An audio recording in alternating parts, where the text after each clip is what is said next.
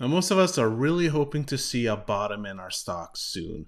I mean, this last year has been pretty brutal, especially these last couple of months. Now, Chamath Palihapitiya and the gang from the All In podcast has some very interesting things to say regarding if we might see a bottom soon. All right, guys, that's what we're going to talk about here on the PlantStock channel today. And if you're new to this channel, guys, and you haven't subscribed yet, make sure to subscribe and don't forget that bell button if you're interested in plant-based companies like BYND, TTCF, OTLY, to name a few. And if you're interested in talking more about this in detail, feel free to join our free Discord channel. Take a look in the description where we have 5 morning briefings per week. All right, guys, thank you. All right, the markets are tanking, obviously, over the last couple of months. Dow is down 11% year to date. And of course, a lot of the growth stocks, we've talked about this over and over again, from Zoom to Netflix, Facebook, Spotify, Coinbase, Twilio, all down over 50%. Today, the market went down 5-6% on the news and then rebounded. Is this all priced in? And is this the bottom of the market? Cathie Wood is supposedly buying, and I don't know if it's net buying or she's just reallocating, but are we now in the bargain hunting period of the market and we've bottomed out? The smart folks that I talk to, who I really look up to and respect, think that the bottom in the S&P is around 3,800, and that what we still need to do is this one last flush. Now, obviously, if this is true, that means that the S&P 500 has about another 11% to drop from where they're at now, which does seem like a lot.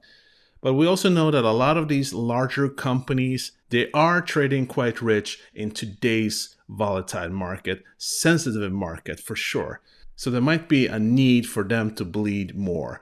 And if we look at the historical context, as Chamath talked about, right now the S&P 500 is at 4,345, and as he stated, it needs to go down to about 3,800 according to the experts before we could actually see this bottoming out. And if we take a 1 year perspective here, some historical context, we can see that if we go back actually about a year to March 2021, it was at 3.8 at that time, so it's 3,800. So we could see it going back there according to him. And that last flush will really touch the big cap companies, but that growth is largely done, sort of getting taken to the woodshed. So general, I think that, so generally buyers of growth now, sellers of value, and waiting for this one last 400 point move down the S&P, and I think people think it's roughly the bottom. Now, if there's a world war, obviously, who knows, all bets are off. But so basically what he's saying, again, that larger cap stocks probably need to bleed a lot more, or some more anyways, but a lot of growth stocks out there might actually have bled enough, and we could see them going up. This obviously makes a lot of sense. I mean, when you take a look at our companies, our plant stocks here, and we take a look at just the last year's performance here, guys, Beyond Meat down almost 70%. Oatly, we can't see that far back, but if we take a look at Oatly, about 1 year since May anyways, 62% down. And then we have Tattoo Chef down about 43% in the last half year, and in the last year, 40%. So that's major bleeding, right? And if you actually do look at the last few days, we can see that it's almost downright stable, for being our plant stocks, given what's going on in the market right now. In the last 5 days here, TTCF is actually up 2% in the last 5 days. Oatly around 1.7% down. And then we have Beyond, which is 3% down. It seems a lot, right? But one of the reasons, they've actually been trading up in the last couple of days, but because they went down like 9-10% on Friday after the earnings report, that's still counted in here, right? So basically, could we be seeing a bottom coming up soon? Well, that is the question. But just like Chamath said, I mean, if the war in Ukraine actually gets bigger, more countries gets involved in that, Let's hope that's not going to happen. All bets are off. But folks, what do you believe? Let me know down in the comments. Could we be reaching a bottom when it comes to our plant stocks here? Let me know. I'm interested to hear. And then the next topic at hand here, what about the rate hikes that are supposed to come in a couple of weeks now from the Fed, right? We have been pricing in an 0.5% rate hike. But given everything that's actually happening in the world now, the macroeconomics, the war, could the Fed actually change their mind with that? Well, I'll let David Friedberg talk about that. By the way, Jason, I'll say one thing. I think 2 weeks ago, if you polled the market, there would probably have, or if you looked at the trading prices of bonds, you probably would have assumed a 95% chance of a half-point rate hike in March. And as of today, my guess is that the probability of that is below 5%.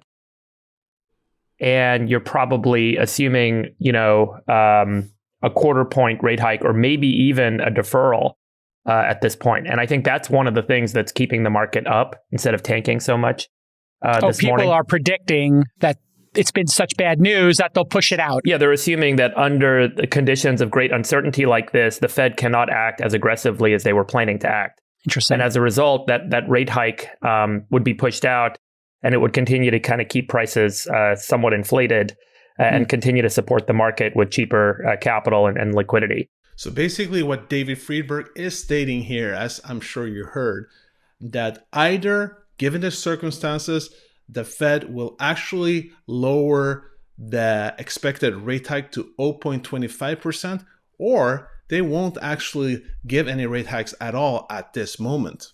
And obviously, this will probably have an overall positive effect on the market and several of our stocks. And so this is not a great time to do a half-point rate hike. And so it's almost certain at this point that they're not going to do a half-point rate hike. Feels to me like huge setup right now. People have capitulated. The market's gotten demolished. I just think these companies are still great. Like Zoom is still a great company. There's some great businesses out there and some great companies to invest in, some great stocks to buy, all the way from technology through to industrials, through to even some of the energy companies that are going to benefit greatly from this commodity cycle we're kind of in the middle of.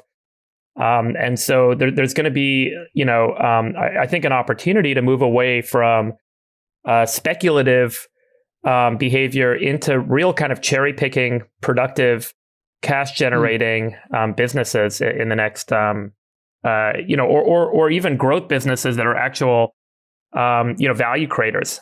So versus being like 10-year speculative kind of bets. So this is a great time to kind of be looking for businesses you really like to own, to identify them, to make investments, and to hold those investments for a very long period of time. You're not going to find a lot of market conditions like. So he does actually say that speculative stocks might not be the way to go right now, but that there are growth stocks out there that in the long term could provide a lot of value. And I would definitely say that companies like Beyond Meat, OTLY, TTCF are companies that you should really think about having long term, because otherwise it's going to be a really volatile ride out there, or it is going to be a volatile ride out there, but that they will definitely provide a lot of value. Considering the paradigm shift that we're now facing, where people are actually going to start eating more and more plant-based and are already doing so. But I would still be interested in hearing what you guys believe. Are these companies, some of the companies that we talk about on this channel, more of a speculative nature? Let me know. So now's a great time to kind of be looking for businesses that you really like and to buy a stake in them. Yeah. Forget about trying to time the bottom. That's a fool's errand. Right. No. If you want to buy stuff, you want to hold for 10 years. Things are relatively cheap relative to a time horizon that Sachs pointed out and Gerstner pointed out. So things are relatively cheap. Find businesses you like to own and buy them cheap.